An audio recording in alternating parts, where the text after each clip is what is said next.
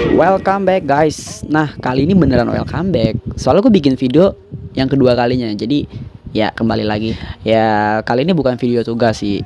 Emang gue pengen buat video aja gitu.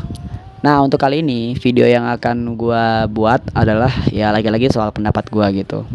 Gue baru aja UTS dan bicara soal UTS banyak banget hal yang bisa gue komentarin. Sebagai mahasiswa prodi ilmu komunikasi di semester 1 ya kan, gua tuh ngerasa kalau di sekitaran gua itu masih banyak miss banget. Kayak gua ngerasa wah banyak banget nih yang harus gua komentarin gitu ya. Jadi yang pertama gini, di UTS itu kan jujur gua first time juga UTS ya kan, karena emang gua baru kuliah juga kan. Jadi gua baru tahu juga perbedaan bobot soal antara pas sekolah sama pas kuliah. Jadi sebenarnya UTS-nya tuh butir soalnya tuh ya secara kuantitas itu lebih sedikit ketimbang waktu sekolah. Ya buktinya gue dapet soal 5 doang anjir lu bayar. Soalnya tuh nggak susah sih harusnya ya. Cuman teman-teman gue ngerasanya emang berat aja. Mungkin karena mereka kaget kali ya, dari sekolah ke perkuliahan gitu ya. Soalnya gue juga sebenarnya udah expect, jujur gue udah expect karena pasti soalnya tentang study case dan bener aja kan. Jadi 5 soalnya semuanya study case. Jadi kita nggak disuruh jelasin teori atau apa enggak, tapi kita itu disuruh kasih tanggapan terkait suatu masalah gitu kan, atau suatu study case gitu kan dengan argumen kita. Nah, yang mau gue komentarin di sini tuh bukan sistem UTS-nya yang salah atau ada dosen yang kayak ya TTA gitu ya, enggak, tapi sistem pembelajaran yang menurut gua ini fatal sih harusnya ya, dan harus diketahui sama semua pelaku pembelajaran gitu kan. Nah, yang mau gue komentarin adalah gue pernah baca suatu buku yang gue gak tahu bukunya apa, pokoknya ada di rak perpus pendidikan gitu ya, yaitu tentang hierarki pembelajaran, yaitu namanya kalau nggak salah ya taksonomi Bloom. Nah, taksonomi Bloom ini adalah suatu tingkatan yang mana ini adalah tingkatan atau hierarki dari pendidikan, ada 6 ya kan, yang akan gue jelasin satu-satu. Yang pertama tuh yang paling dasar atau yang paling basic hierarkinya itu adalah hafalan. Nah, jadi ini sebenarnya paling dasar banget sih, kayak ya kalian juga pernah lah ngerasain kayak waktu lagi sekolah itu disuruh hafalin sama guru kalian.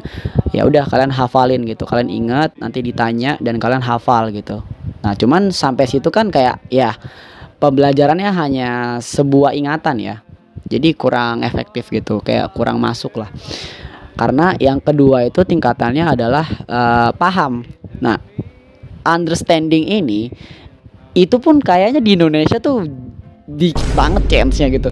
Gue ngerasa ya, gue kan pelaku pembelajar juga. Maksudnya kayak gue ngajar dan gue juga belajar gitu. Jadi gue ngerasa kalau ini tuh tahap yang kedua aja, setelah dasar itu masih banyak yang miss gitu. Buktinya adalah di tingkatan paham ini itu banyak banget yang nggak paham. Kayak contoh nih, mahasiswa dikasih materi ya, dia dikasih penjelasan ya sedikit berbau tentang teori gitu ya. Mereka tuh tersettingnya itu untuk menghafal, bukan untuk memahami. Jadi konsep mereka berpikir itu adalah bagaimana cara gue menghafal. Akhirnya ketika diberikan soal tentang study case, dia tuh bingung gimana cara jawabnya sesuai dengan apa yang dia ingat gitu, bukan apa yang dia paham. Jadi ya akhirnya ya kebukti kan emang paham tuh masih jadi PR. Yang ketiga itu adalah menerapkan ya. Setelah kita paham, jelas kita pasti mampu untuk menerapkan ya, dan ini jauh dari ya yang gua alami di sekitaran gua gitu. Kadang banyak banget juga nih yang ngerasa mungkin paham gitu tapi mereka nggak mampu menerapkan. Mungkin gue ya termasuknya dan gue lagi berusaha sih sebenarnya.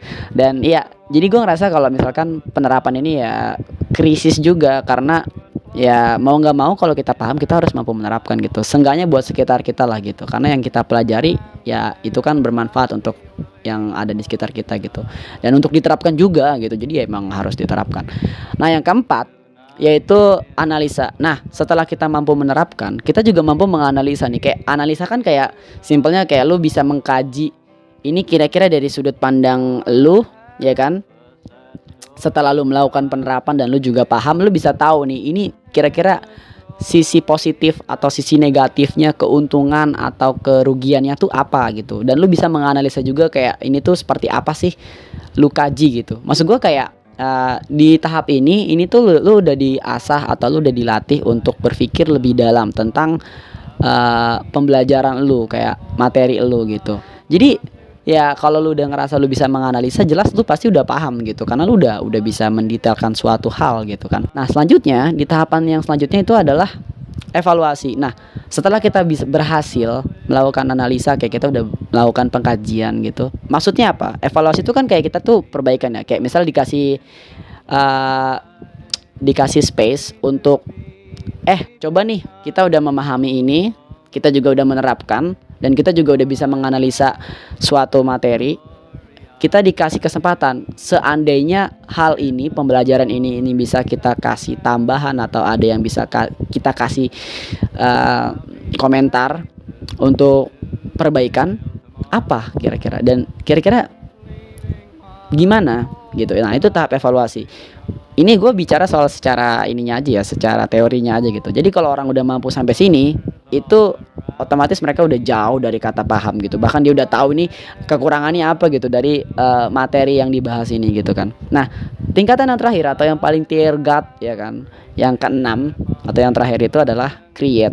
Nah create ini adalah tahap dimana lu tuh udah berhasil menciptakan suatu pemahaman yang memang secara general gitu ya, secara umum lu tuh udah menguasai banget gitu. Nah kalau create udah nyampe nih, lu pasti nanti bakal menerbitkan suatu gagasan baru, dan hasil dari pembelajaran lu tuh bener-bener bermanfaat lagi. Jadi menurut gua ya taksonomi Bloom ini harus diputar-putar sih ya. Gue tahu sih sebenarnya semua instansi persekolahan atau perkuliahan ini pasti jelas tahu betul tentang ini. Cuman PR-nya adalah kesadaran kita atau awareness kita terhadap ini itu nggak ada, alias nol.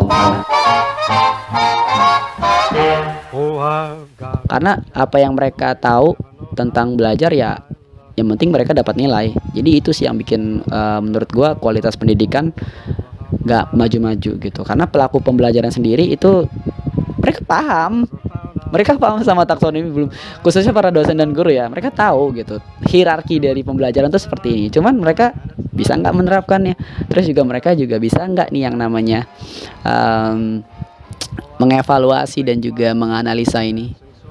Kalau ternyata enggak, ya udah bakal jadi kayak gimana pendidikan Indonesia.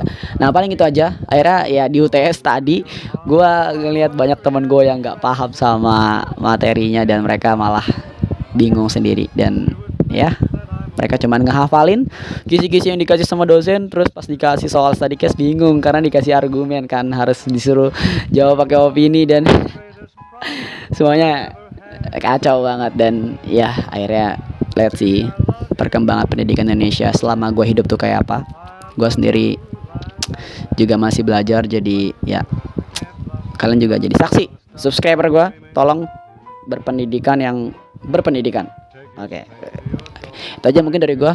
Thank you buat hari ini. Dan ini backgroundnya agak baru ya, sorry banget, agak berantakan juga karena ini di kamar gue yang gak seberapa ini setupnya. Itu aja dari gue. See you next video. Bye bye. Agus, satu kata buat UTS. Gampang banget aja.